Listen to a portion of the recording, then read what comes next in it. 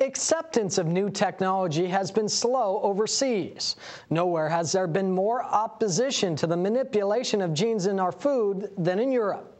Like many Europeans, most Germans prefer to shop for food every day, believing the fresher, the better.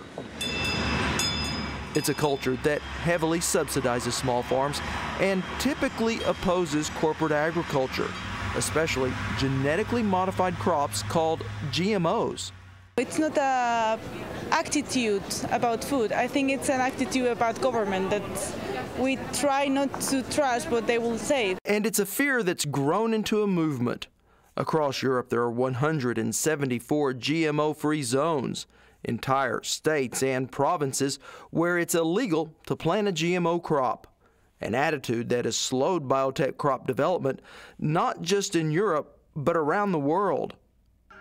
Each year, as many as 500,000 children in developing countries go blind from vitamin deficiency. So using genetic engineering, scientists created a vitamin-fortified rice that would combat this. Yet objections, predominantly in Europe, have all but halted its production. What we are seeing with transgenic plants in Europe is a witch hunt. It has nothing to do with science, it has nothing to do with logic, it has nothing to do with common sense. Ingo Portykus invented golden rice in 1999. Objections delayed the first field trials until 2004, and to date, the genetically engineered crop remains unavailable. A delay Portykus blames on European attitudes. 99.9% of the European consumer doesn't care for third world problems. They just have the crazy idea they want to eat pure food which has never been touched by men, despite the fact that all they are eating has been dramatically altered by men. Portykus is one of several European scientists that spent part of their summer on what can best be described as a biotech goodwill tour, using scientific argument to dispel lingering European doubts.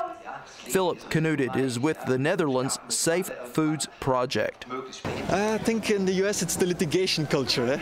People say, okay, I'm willing to eat it and it better be safe, and if it's not safe, I'll sue the hell out of them. That's for European, it's a completely different perspective. When a politician stands up and say, listen, I've looked at the facts and I can assure you it's safe, then people start worrying and think, why is he telling that? What could be behind that?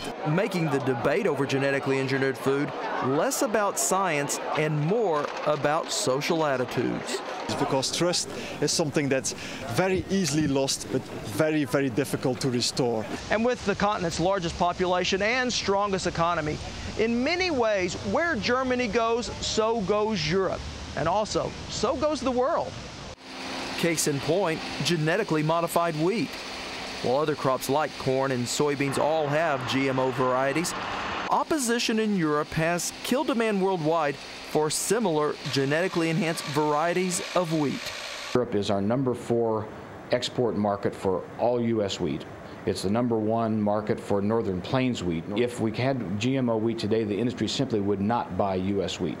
So we're looking at losing a market which is about 2 million tons, about 80 million bushels overnight. And it's such economics that has turned a regional preference into a worldwide prejudice that's often hurting the countries that need it the most. What I find tragic is that this European attitude has spilled over to all developing countries. And you have in India the same attitude as in Germany, or in China even. So the delay of using this technology for 7 years costs millions of lives with no justification. So far, no problems have been reported with food products made using nanotechnology, but a cleaning product has been recalled after consumers complained of having breathing problems.